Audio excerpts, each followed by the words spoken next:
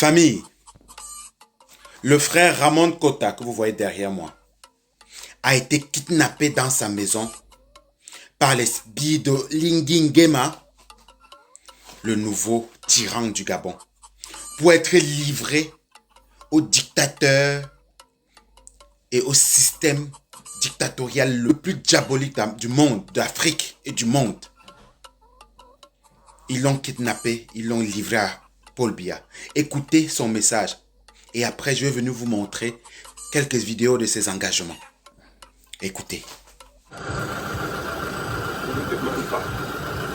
Je vais demander pardon à mon père de ce qui seul enfant. Je ne suis pas tombé du ciel. Je demandais pardon au sein de la République du Cameroun. Comme j'ai demandé à celui du Gabon. Parce que j'ai été tombé à des amis. Et moi, je ne savais pas que ça devait arriver à ce niveau-là. Moi, j'espérais vraiment que vous puissiez me pardonner.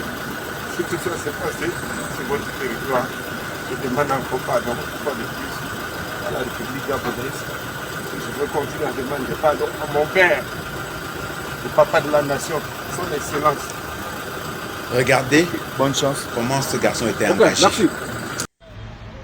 Chers compatriotes, voilà une preuve de plus pour vous démontrer que ce papa fatigué n'a plus toutes ses facultés. La preuve, cette histoire d'homosexualité de Brenda Facile ne date pas d'aujourd'hui.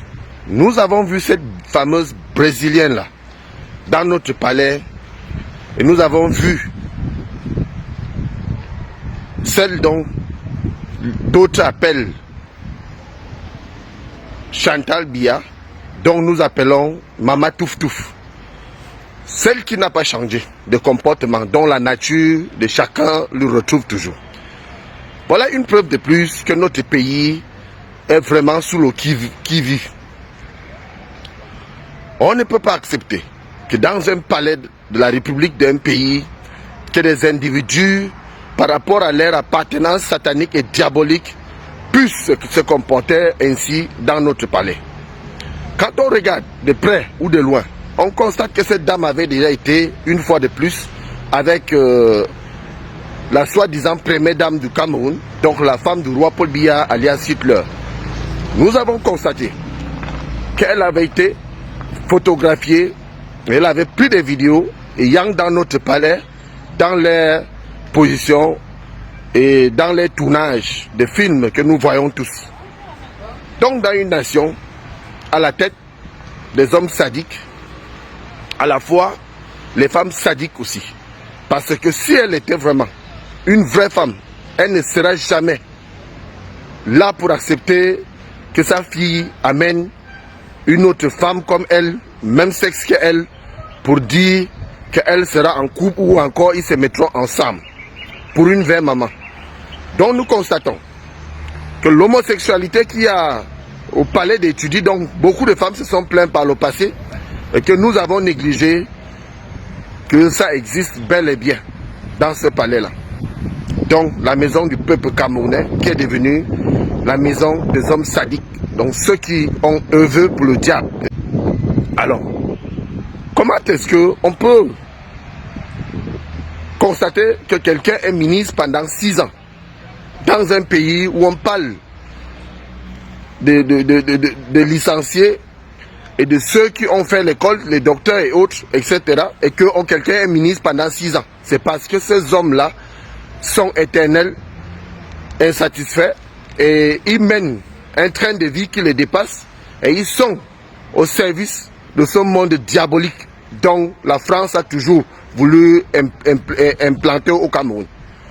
Officieusement, ils nous démontrent que officieusement, l'homosexualité peut déjà être validée dans notre pays, donc nous les vrais Camerounais, nous disons non à cela.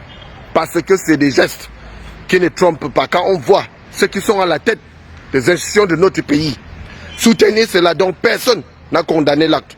Et que nous savons que c'est interdit dans notre pays par certains articles, dont elle doit être aux arrêts aussitôt le jour qu'elle mettra ses pieds au Cameroun.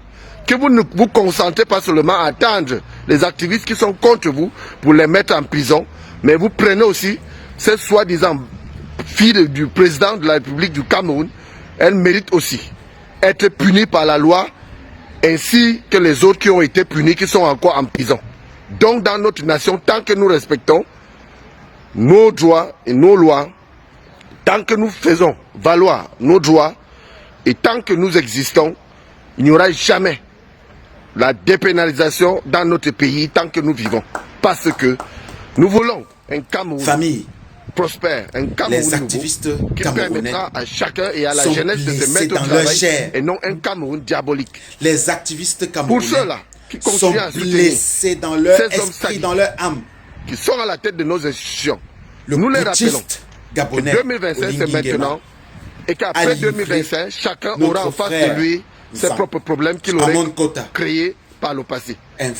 Pour ceux-là qui pensent qu'ils sont ministres, vous le livrez nommés par ce papa fatigué, dont il n'existe même plus sur le plan national comme sur le plan international, qui pensent qu'ils peuvent être au-dessus de la loi, qui peuvent se lever un matin et vectoriser plus de 40 millions de Camerounais qui mettent dans leur tête que pour le moment c'est la justice à eux qui est aux autres et que la vraie justice servira dans les jours à venir parce que nous n'allons pas nous laisser faire. Nous allons continuer à demander la libération de tous les détenus politiques sans délai ni condition. Merci Ramon Kota. Et vivre ensemble et vivre mieux. Et le retour de nos frères et sœurs anglophones qui ont été exilés. Nous vous remercions.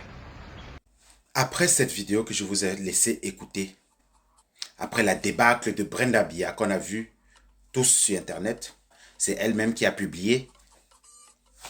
Ça aurait pu passer inaperçu, mais c'est évident que le Cameroun pénalise encore aujourd'hui l'homosexualité.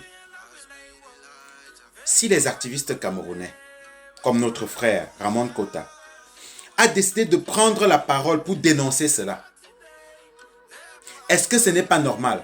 Est-ce que dans un pays normal, dans lequel on arrête des gens parce qu'on les soupçonne d'être homosexuels, le frère Ramon Kota a décidé de prendre la parole pour en parler. Et il s'est fait arrêter.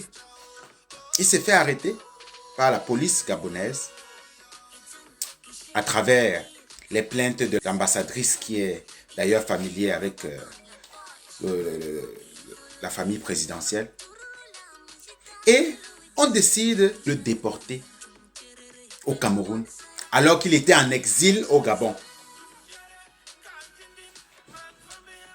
Peuple gabonais, les Camerounais sont vos frères. Nous n'avons pas de problème avec vous. Mais nous allons parler à vos autorités. Ce que vous avez commencé là, vous savez que le régime va changer au Cameroun. Et ceux qui sont au pouvoir aujourd'hui au Gabon, votre heure va arriver où vous serez débarqués. Et nous savons tous que les endroits où vous allez le plus vous cacher, c'est au Cameroun. Ce que vous avez commencé là, livrer la chair de votre frère à un régime où on a déjà commencé à voir les images de la torture. Si quelque chose arrive à notre frère Nzan, à notre frère Ramon Kota, c'est que nous, on va vous garder dans. On va vous garder dans la vie.